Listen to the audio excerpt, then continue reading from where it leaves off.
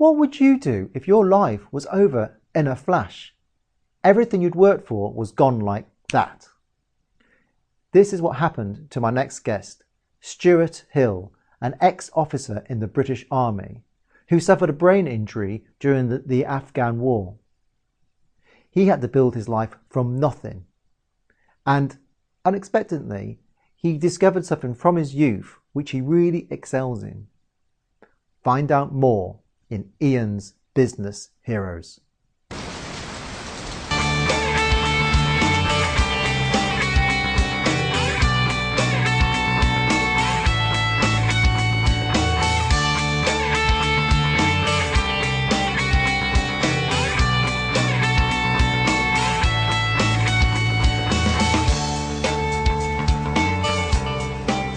Stewart, thank you very much for coming on IAIN'S Business Heroes. And it's quite a fascinating story because you should be in the army now and you're not. So tell us what happened and why you're not in the army anymore. Okay. I'm not in the army because it's forced upon me. I was in the army for about 16 years and I was on my second tour in Afghanistan. I was an officer commanding 160 men in Afghanistan, and it was the 4th of July 2009. We'd been involved in a contact, and there was a guy of mine, soldier of mine, had just been killed, a couple of others been injured. My last memory of Afghanistan is watching the helicopter fly away, taking the dead and injured soldiers. About half an hour after that, another soldier stood on an improvised explosive device, killing him instantly, and the shrapnel went into the back of my brain, and I suffered a traumatic brain injury. Okay. I was in 2009, and then spent the next 2.5 years in rehabilitation, was medically discharged in March 2012. First of all, I had to deal with the impact of the brain, the effects of my injury on my brain. Yeah. Then, once it became obvious to me that I wasn't suited to the army, I then had to deal with that. Which actually the two sort of married up. So how long did that go on for, this kind of period? And what got you out of that period of your life? What snapped you out of it and you moved on? Belief in myself. Belief in my ability. It was actually also being in a West End play in March 2011. Mm-hmm. It was a bespoke play for injured service personnel at the Royal Theatre, Royal Haymarket. Okay. And I did that, volunteered. I was still serving, on paper I was still serving. And I was surprised at the amount of praise that people were willing to give to me and tell me, just compliment me and be positive about me. And they had no reason to. This was not a therapist. This was not part of rehabilitation. This was not my friends or family saying, come on, you'll be okay. You're doing really well. Yeah. They were just people that I had never really met. Okay. And so it's from that praise that I started to rebuild my confidence in my ability. Okay. Or in myself as an individual, as a person. So I went in to set up a small business to talk about leadership and then train if and when required. So what was it like to set a small business up? Because I know from my personal experience, it can be overwhelming. There's so much to do. How was it for you when you started this business? In some ways, I think it was in some ways fairly, is a contradiction. In some ways fairly easy, but also is quite frightening. Fairly easy because I actually didn't put that much effort into learning about what was required, and if I had, maybe I would have been more scared of doing it. I soon learned that actually being a one-man show or in a small business it's actually quite lonely. And what I did miss was working in a team, working in an organisation, not only because it was an organisation with structure, but also being able to just talk to other individuals about the same things, the same work. And that's what I found actually quite difficult. Yeah. And so then you did this business, and then I suppose what's happened to that business now? What's the story of the business? It's still ongoing. My goal is to create a social enterprise. This links in with who is my ideal audience. My ideal audience is what I call the the next generation of leaders. They may not know that they're leaders, but it is those who are school leaving age, those in colleges, universities, apprenticeships, those who have the potential but don't have the experience of leadership. And it's almost as if I want to create a social enterprise which is similar to Sandhurst, which is a Royal Military Academy, where you take someone with the potential, he or she has shown potential for leadership, but it needs to be honed, refined, taught, and practiced and experienced. So ultimately, I want to do that as a social enterprise. So my audience would be the next generation. Okay. And I know we've had a bit of a chat. Yeah. Not only have you started this business, but you've got a new hobby, possibly a new career in art. Now, how did that start? Art, my interest in painting, began in 1984 when I got my my A grade in O-level art in 1984. But then didn't touch a paintbrush or a pencil after that in terms of drawing and painting. Then after being injured, I met someone who was a painter, attended one of his painting holidays, which he runs in Mallorca, and just fell in love with painting.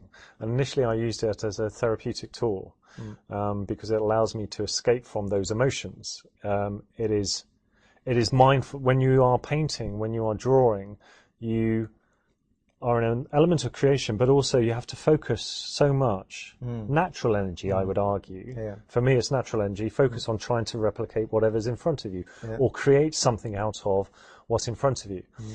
So I was doing that initially as a sort of form of therapy, then had some compliments.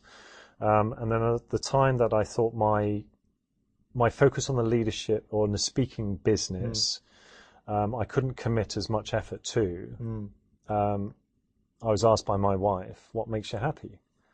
I said, painting. She said, okay, well, focus on that. So I started to focus my energy on that, because that is, to me, it's not, I don't mean wasted energy, but it's energy that I enjoy using up, which sounds as if I don't enjoy speaking, but I do. So actually I'm probably contradicting myself there. But with art, it is a way for me to escape, and I believe that I am good and I can get so much better with training. And I see an art teacher now and again. And actually I can link the two. So I see the future of using art. I want to practice my art in learning technique and improving my ability to paint and to draw, and then use it as part of the speaking and also leadership training. In your life has completely changed. Now, would you ever go back to the army? If you could do a magic wand now and make you completely better, would you go back? No, but that's not because I don't like the army, because I've realised that there are better things out there, which there are. It's because I don't want to be severely injured again. I don't want to go into a situation where I have to go through what I've been through. Yes, I accept you can get knocked over by a bus, or accidents happen, but they are accidents. But by being in the army, you're actually being realistic enough to go and fight. What I do not want to dismiss are the experiences of leadership and the enjoyment of leadership and commanding soldiers, or commanding people. Actually, leadership is my experiences of leadership, and the way I've honed and developed it it's not military leadership. It's leadership that happens to be used in a military context. Yes. The skills and the lessons that I've learned from leadership, and the importance of compassion, of trust, of integrity, will stand for any group, any organisation, any structure, whether it's family, whether it's friends, whether it's work, that you require those three elements. And I would have only experienced that through being in the army. So no, I wouldn't change that. And actually, I wouldn't change what I've learned from my injury. And are there any lessons learned from this whole life experience, the experience you've gone through, that you can share with people? Probably the greatest lesson is compassion, empathy. I label it compassion, but it's actually being at a human level, being able to relate and try and understand negative feelings, negative emotions, and positive emotions about people. You have to. We are humans who empathize with each other, and we are able to generate so much more motivation, so much more aspirations if you are dealing with someone who is actually trying to be on the same wavelength as you. And you don't get that unless you show compassion and an understanding to want to know the real person. The people, particularly when they have suffered through whichever reason, for whatever reason, you almost go back to your childhood. You sort of become reliant on childhood emotions, that mothering, the caring, feeling a sense of worth, a sense of importance to people and to organizations, feel a sense of self-worth, self-esteem, confidence. It's all wrapped up together. And unless you show that sort of compassion and interest for people, you won't maximize the potential that there is in someone. My memoir, the stuff that I've done was focused on Afghanistan and being injured, but actually there's so much more to it now, which is about the positive aspects of my life, this journey and search for a new vocation, a new career, and this creativity, this part of the brain that I haven't used for decades. And it's like a release, not only from the shackles of the army and the restrictions placed on it by an organization and in your life, but it's actually a release of creative energy. And if you can show that, it empowers people, it motivates people when you're enthused. And so I know I'm going off on a tangent here, and it's great. Keep going. But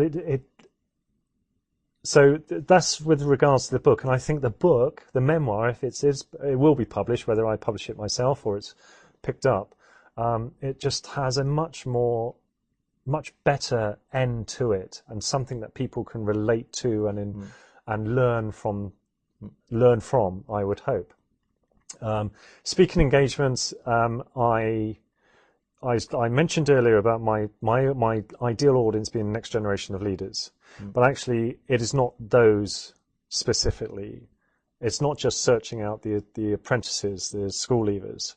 It has to be from the top of any organization, no matter how large or small, because if they don't inspire and want to motivate and teach and learn is the wrong word, but teach the next generation, then actually it's not going to benefit their company in the long run. So there are a lot of lessons also for the older generation. I don't mean in terms of years, but top level organizations. There's a lot you can learn from that. So actually the leadership skills and experiences I've learned can apply to, as I said, to any organization, any structure. So I would be willing to talk to anyone. Almost. Stewart Hill, thank you ever so much for being on IAIN'S Business Heroes. Thank you. Okay, thank you. I really hope you enjoyed that interview. Please comment below. I really love discussion and talking about these topics, and share it with your friends, your family, your colleagues. And also, I would encourage you to subscribe to this channel. The subscribe button's over here, and just subscribe and you will actually be informed as soon as the next video is published, which is every 2 weeks.